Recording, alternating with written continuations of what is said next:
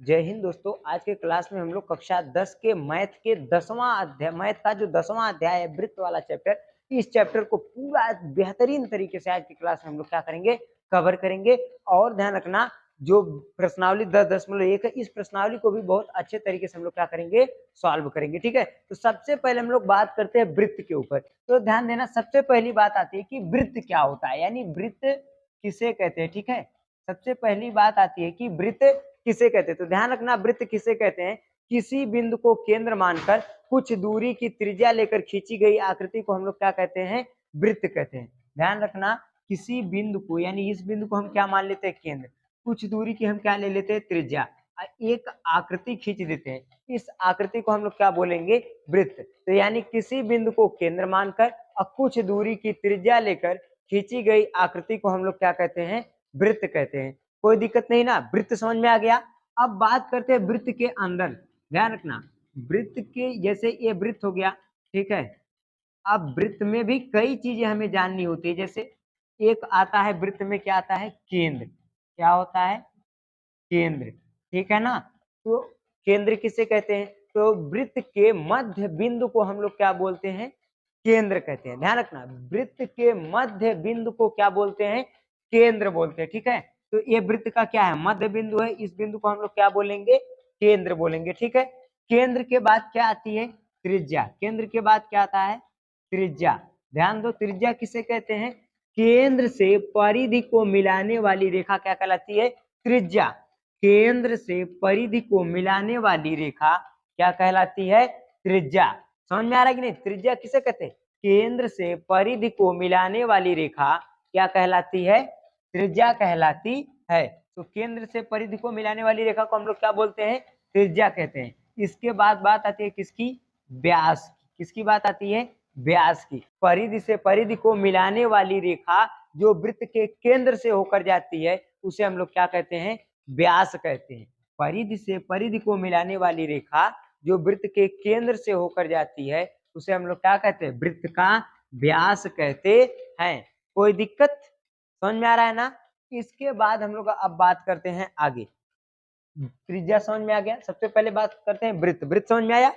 ध्यान रखना, किसी बिंदु को केंद्र मानकर और कुछ दूरी की त्रिज्या लेकर खींची गई आकृति को हम लोग क्या बोलते हैं, वृत्त कहते हैं। इसके बाद बात आती है किसकी, केंद्र की। तो ध्यान रखना, वृत्त के मध्य बिंदु को हम लोग क्या बोलते हैं, केंद्र बोलते हैं।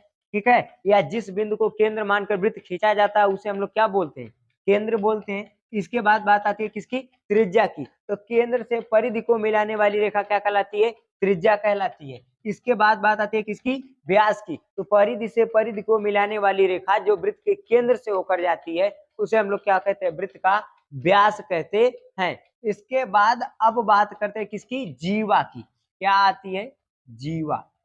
ठीक है, क्या आता है इसमें, जीवा आता है। ठीक है, तो अब बात करते हैं जीवा किसे कहते हैं। तो ध्यान रखना, कोई भी वृत्त है, ठीक है, परिधि से परिधि को मिलाने वाली रेखा को हम लोग क्या बोलते हैं, जीवा। जैसे ये परिधि है, ये परिधि है, तो परिधि से परिधि को मिलाने वाली रेखा क्या कहलाती है, जीवा। लेकिन ये वृत्त के केंद्र से होकर नहीं जाती, तो जीवा की परिभाषा हम लोग क्या बोल सकते हैं, परिधि से परिधि को मिलाने वाली रेखा जो वृत्त के केंद्र से होकर नहीं जाती, उसे हम लोग क्या कहते हैं, जीवा। परिधि से परिधि को मिलाने वाली रेखा जो वृत्त के केंद्र से होकर क्या करती है, नहीं जाती है, उसे हम लोग क्या बोलते हैं, जीवा बोलते हैं। तो जीवा किसे कहते हैं, समझ में आ गया होगा। परिधि से परिधि को मिलाने वाली रेखा जो वृत्त के केंद्र से होकर नहीं जाती, उसे क्या बोलते हैं, जीवा। और परिधि से परिधि को मिलाने वाली रेखा जो वृत्त के केंद्र से होकर जाती है, उसे हम लोग क्या बोलते हैं, व्यास बोलते हैं। कोई दिक्कत नहीं ना, यहाँ तक समझ में आ गया। अब इसके बाद आगे हम लोग बात करते हैं, ठीक है ना। तो आगे बात करेंगे तो क्या आएगा, स्पर्श रेखा। स्पर्श रेखा, ठीक है ना, क्या आएगा, स्पर्श रेखा। यानी वह रेखा जो वृत्त को एक बिंदु पर टच करती है, उसे हम लोग क्या बोलते हैं, स्पर्श रेखा। कोई भी रेखा खींच दो जो वृत्त को एक बिंदु पर छुएगी, उसे हम क्या बोलेंगे, स्पर्श रेखा। जैसे देखो, ध्यान से देखना, ये स्पर्श रेखा एक बिंदु पे छू रही है। जैसे एक रेखा ऐसे खींच दी, कई बिंदु पे छू रही है, एक बिंदु पे छू रही है। तो वह रेखा जो वृत्त को कई बिंदुओं पर छूती है, केवल एक बिंदु पर टच करती है, उस रेखा को हम लोग क्या बोलते हैं? स्पर्श रेखा। समझ में आया कि नहीं? स्पर्श रेखा समझ में आ गया। अब बात करते हैं किसकी? स्पर्श बिंदु की। किसकी बात करते हैं? स्पर्श बिंदु की। तो ध्यान दो, स्पर्श बिंदु किसे कहते हैं? ठीक है ना? वह बिंदु जहां पर स्पर्श रेखा वृत्त को स्पर्श करती है या वृत्त को छूती है या टच करती है, उस बिंदु को हम लोग क्या बोलते हैं? स्पर्श बिंदु। समझ में आ रहा है कि नहीं? वह बिंदु जहां पर स्पर्श रेखा वृत्त को टच करती है या छूती है, स्पर्श करती है, उस बिंदु को हम लोग क्या बोलते हैं? स्पर्श बिंदु। कोई दिक्कत नहीं है ना? समझ में आ रहा है? अब बात करते हैं किसकी? प्रतिच्छेदित रेखा की। किसकी? प्रतिच्छेदित प्रतिच्छेदित प्रतिच्छेदित रेखा। ध्यान देना, प्रतिच्छेदित रेखा किसे कहते हैं? ध्यान से समझना, अच्छे से पूरा फोकस करके समझना, बहुत कठिन नहीं है, इजी टॉपिक है, आराम से समझ में आ जाएगा। ठीक है? तो प्रतिच्छेदित रेखा किसे कहते हैं? वह रेखा जो वृत्त को छेदते हुए या फाड़ते हुए आर पार निकल जाती है, उस रेखा को हम लोग क्या बोलते हैं? प्रतिच्छेदित रेखा। प्रतिच्छेदित रेखा, ध्यान देना फिर से एक बार, वह रेखा जो वृत्त को चीरते हुए आर पार निकल जाए, उसे हम क्या बोलेंगे? प्रतिच्छेदित रेखा। जैसे ये रेखा है, वृत्त को फाड़ते हुए निकल गई कि नहीं, तो इस रेखा को कौन सा नाम देंगे? प्रतिच्छेदित रेखा या छेदक रेखा। समझ में आ गई नहीं? ये रेखा छेदते हुए निकल गई, छेदते हुए निकल रही है, छेदते हुए निकल रही है, तो कोई भी रेखा जो वृत्त को छेदते हुए आर पार निकल जाए, उस रेखा को हम लोग क्या बोलते हैं? छेदक रेखा या प्रतिच्छेदित रेखा। कोई दिक्कत? समझ में आ गया? जो वृत्त का बेसिक कॉन्सेप्ट था वो इतना ही था, और बेसिक कॉन्सेप्ट आपको हम बता दिए। देखो, किसी भी चैप्टर को पढ़ने से पहले उसका बेसिक बहुत जरूरी होता है, इसीलिए हम लोग किसी भी चैप्टर्स को पढ़ने से पहले उसका क्या पढ़ लेते हैं? बेसिक। अब बेसिक पढ़ लेते हैं तो चैप्टर क्या हो जाता है? इजी। कोई दिक्कत नहीं है ना? अब हम लोग देख लेते हैं, ध्यान रखना, प्रश्नावली 10.1 के जो क्वेश्चन है, उन क्वेश्चंस को हम लोग किस तरह से क्या करेंगे? सॉल्व करेंगे। ठीक है? ध्यान देना, किताब लेके बगल में आप बैठिएगा, किताब में भी क्वेश्चन देखते रहिएगा। बाकी स्क्रीन पे हम यहाँ क्वेश्चन तो आपको क्या करेंगे? लगा देंगे, क्वेश्चन आपको दिखाई देगा ही। ठीक है? तो शुरुआत करते हैं, ध्यान रखना, जो 10 प्रश्नावली 10.1 का जो पहला वाला क्वेश्चन है, पहला वाला क्वेश्चन क्या कह रहा है? एक वृत्त की कितनी स्पर्श रेखाएं हो सकती हैं? भाई एक वृत्त है, एक वृत्त की कितनी स्पर्श रेखाएं हो सकती हैं? आप वही बताइए। ये वृत्त है, इस वृत्त की कितनी स्पर्श रेखा? 1 2 3 4 5, जितना चाहे उतना खींच सकते हैं। अर्थात एक वृत्त की, ध्यान रखना, अनंत स्पर्श रेखाएं हो सकती हैं। एक वृत्त की पूछा है कितनी स्पर्श रेखाएं हो सकती हैं, तो एक वृत्त की अनंत स्पर्श रेखाएं हो सकती हैं। कितनी स्पर्श रेखा हम लोग खींच सकते हैं, इसका कोई गिनती नहीं है। कोई दिक्कत? अब चले अगले क्वेश्चन पर, ध्यान रखना क्या कह रहा है। दूसरा वाला क्वेश्चन क्या कह रहा है? रिक्त स्थानों की पूर्ति कीजिए। ठीक ना? क्या कह रहा है? रिक्त स्थानों की क्या कीजिए? पूर्ति कीजिए। अब क्या कह रहा है? देखो, कह रहा है किसी वृत्त की स्पर्श रेखा उसे एक बिंदुओं पर प्रतिच्छेद करती है। वृत्त की स्पर्श रेखा उसको कई बिंदु पर छूती है? 4 बिंदु पर छूती नहीं है। तो क्या लिखेंगे? वृत्त की स्पर्श रेखा उसे कई बिंदुओं पर प्रतिच्छेद करती है? एक बिंदुओं पर प्रतिच्छेद करती है। आगे चले, क्या कह रहा है अगला क्वेश्चन? कह रहा है वृत्त को 2 बिंदुओं पर प्रतिच्छेद करने वाली रेखा को, तो बिंदुओं को, जो वृत्त को जो 2 बिंदुओं पर प्रतिच्छेद करती है, देखो, एक बिंदु, 2 बिंदु, वृत्त को 2 बिंदुओं पर प्रतिच्छेद करने वाली रेखा को, यानी फाड़ करके निकल रही, कई बिंदु पे छू रही है? 2 बिंदु पर। तो वृत्त को 2 बिंदुओं पर छूने वाली रेखा को प्रतिच्छेदित रेखा कहते हैं या छेदक रेखा कहते हैं। तो वह रेखा जो वृत्त को 2 बिंदुओं पर छेदती है या प्रतिच्छेद करती है, उस रेखा को हम लोग क्या बोलते हैं? छेदक रेखा। कोई दिक्कत? आगे चले, तीसरा वाला क्या कह रहा है? एक वृत्त की, एक वृत्त की, ठीक है, समांतर स्पर्श रेखाएं हो सकती है। एक वृत्त की 2 समांतर स्पर्श रेखाएं हो सकती है, 2 से अधिक समांतर स्पर्श रेखाएं नहीं हो सकती। जैसे आप देखिए, यहाँ पे एक कोई वृत्त है, ध्यान से समझना, ये कोई क्या है? एक वृत्त है। इस वृत्त की एक स्पर्श रेखा मान लो हम एक खींच दिए, एक स्पर्श रेखा हम एक खींच दिए, ये वाली इसकी क्या है? स्पर्श, समांतर स्पर्श रेखाएं हैं। ठीक है? लेकिन तो ये ना ऐसी रेखा है जो समांतर है। अगर कोई ऐसे खींच दिए तो क्या ये वाली इसके समांतर होगी? नहीं ना होगी। तो एक वृत्त की 2 समांतर स्पर्श रेखाएं क्या कर सकती हैं? हो सकती हैं। कोई दिक्कत? आगे चलें। अगला वाला देखो क्वेश्चन क्या कह रहा है। अगला वाला क्वेश्चन कह रहा है वृत्त तथा उसकी स्पर्श रेखा के उभयनिष्ठ बिंदु को कहते हैं। वृत्त तथा उसके स्पर्श रेखा के उभयनिष्ठ बिंदु को कहते हैं। तो हम बताए थे जहां पर स्पर्श रेखा टच करती है उस बिंदु को हम लोग क्या बोलते हैं, स्पर्श बिंदु। तो वृत्त तथा स्पर्श रेखा के उभयनिष्ठ बिंदु को स्पर्श बिंदु कहते हैं। यहाँ पे क्या भर दिया जाएगा, स्पर्श बिंदु। कोई दिक्कत? अगले क्वेश्चन पर चलें। ध्यान देना, क्वेश्चन बहुत इजी है, क्वेश्चन बहुत कठिन नहीं है, बस नॉर्मल थोड़ा सा ध्यान देके लगाएंगे, एकदम बेहतरीन तरीके से सवाल आपसे क्या आ जाएगा, लग जाएगा। ठीक है, क्या कह रहा है तीसरा वाला क्वेश्चन, ध्यान देना क्या कह रहा है। कह रहा 5 सेंटीमीटर त्रिज्या वाले वृत्त के, 5 सेंटीमीटर त्रिज्या वाले एक वृत्त के बिंदु P पर स्पर्श रेखा PQ केंद्र O से जाने वाली एक रेखा बिंदु Q पर इस प्रकार मिलती है कि QO बराबर 12 सेंटीमीटर है। तो PQ की क्या ज्ञात कीजिए, लंबाई ज्ञात कीजिए। अभी ध्यान देना, इस सवाल को हम लोग कैसे लगाएंगे देख लेते हैं। क्वेश्चन क्या कह रहा है, कोई 5 सेंटीमीटर त्रिज्या का ये क्या है, वृत्त है। तो मान लेते हैं कि ये जो वृत्त है वो कै सेंटीमीटर त्रिज्या का है। ध्यान देना, ये जो वृत्त है वो कै सेंटीमीटर त्रिज्या का है, वृत्त 5 सेंटीमीटर त्रिज्या का। मान लेते हैं कितने सेंटीमीटर त्रिज्या का, यहाँ से यहाँ तक की त्रिज्या इस वृत्त की कितनी है, 5 सेंटीमीटर त्रिज्या है, ठीक ना। और यहाँ पे कोई स्पर्श बिंदु है, ठीक है। तो ये इस बिंदु की दूरी कितनी है, ध्यान देना, यहाँ से यहाँ तक त्रिज्या कितनी है, 5 सेंटीमीटर।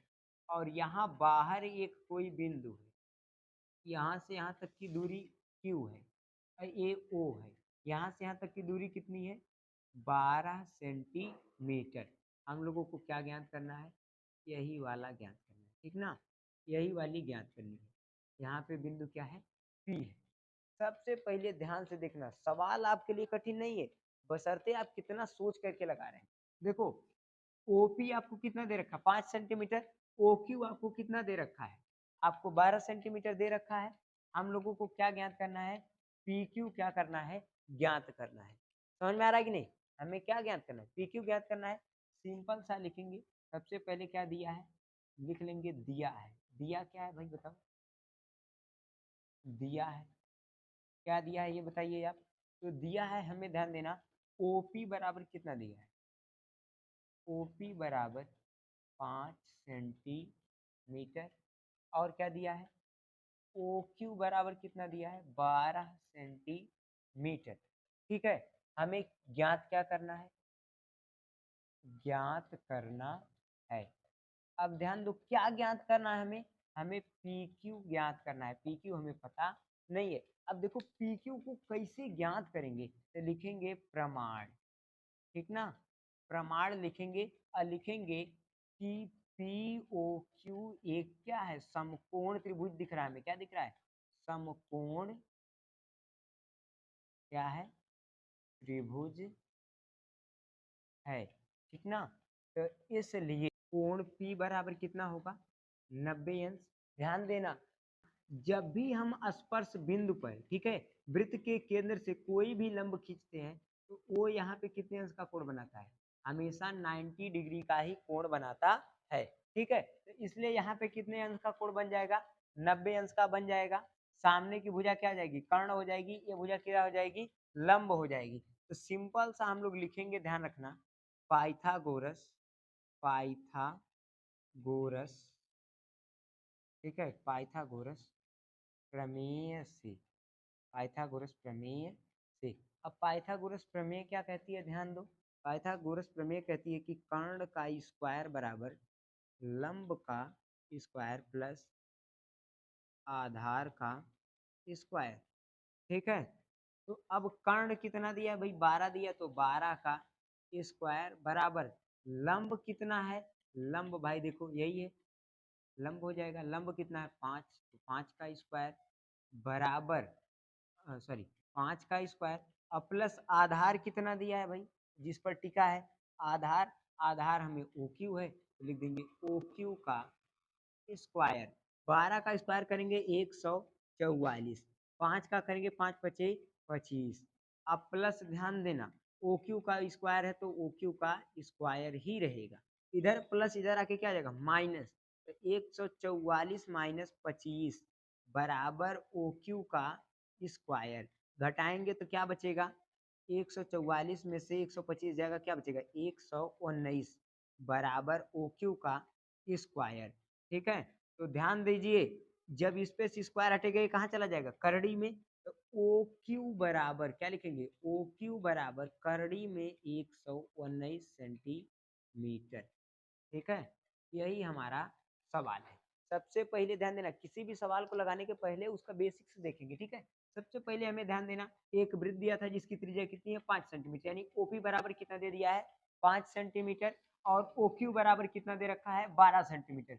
हमसे क्या पूछा है, पीओ बराबर क्या पूछा है, पी क्यू बराबर, हमसे क्या पूछ लिया सवाल, पी क्यू पूछ लिया है। अब हम लोग एक चीज जानते हैं, पहले से भी आप जानते हैं, ठीक है, कि ओ ध्यान रखना, केंद्र से स्पर्श रेखा पर जब भी हम कोई रेखा खींचेंगे तो वो क्या बनाएगा 90 अंश का कोण बनाएगी। कितने अंश का कोण बनाएगी 90 अंश, तो यहाँ पे क्या बन गया 90 अंश हो गया। तो सिंपल सा है, देखो पी ओ क्यू एक समकोण त्रिभुज है जिसमें पी कितने का बन गया 90 का बन गया, तो पी 90 का बन गया तो सामने की भुजा क्या होती है 90 के सामने की भुजा कर्ण होती है। 90 के सामने क्या दिख रहा है हमें, ओ क्यू दिख रहा है, तो ओ क्यू कितने का हो गया 12 सेंटीमीटर, तो ओ क्यू क्या हो गया हमारा कर्ण। तो पाइथागोरस क्या लगा देंगे प्रमेय से, पाइथागोरस प्रमेय क्या कहते हैं, कर्ण का स्क्वायर बराबर लंब का स्क्वायर प्लस आधार का स्क्वायर। कर्ण कितना दिया 12, तो 12 का स्क्वायर बराबर लंब 5 है तो 5 का स्क्वायर प्लस आधार ध्यान रखना क्या दिया है, सॉरी गलती होगी भाई, यहाँ पे क्या रहेगा पी क्यू रहेगा, ओ क्यू की जगह पे क्या रहेगा पी क्यू रहेगा, यहाँ पे पी क्यू रहेगा।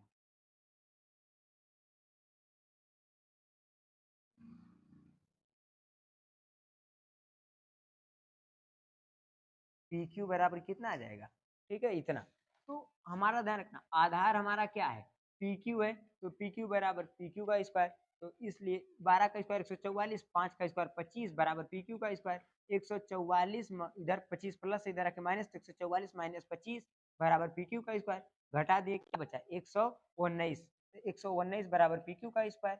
तो पी क्यू पर से स्क्वायर हटाएंगे ये कहाँ चला जाएगा करड़ी में, तो पी क्यू बराबर करड़ी में 119 सेंटीमीटर। कोई दिक्कत नहीं ना, सवाल लग जाएगा आराम से।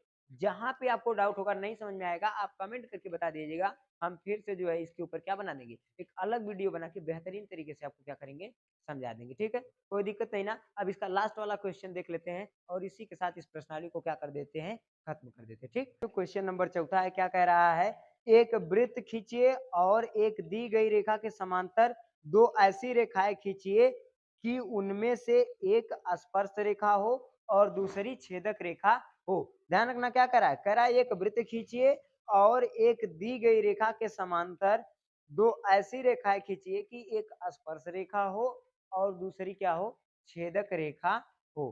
ठीक है ना, तो इस क्वेश्चन को आप ध्यान रखना ट्राई कीजिएगा करने का, अगर आपसे लग गया तो ठीक, नहीं तो बता दीजिएगा। इस क्वेश्चन को भी हम क्या करेंगे आपको अगले क्लास में लगवा देंगे, क्योंकि क्लास ज्यादा लंबा हो जाएगा तो बड़ी दिक्कत होगी। ठीक है, तो मिलेंगे नेक्स्ट वीडियो में, तब तक के लिए जय।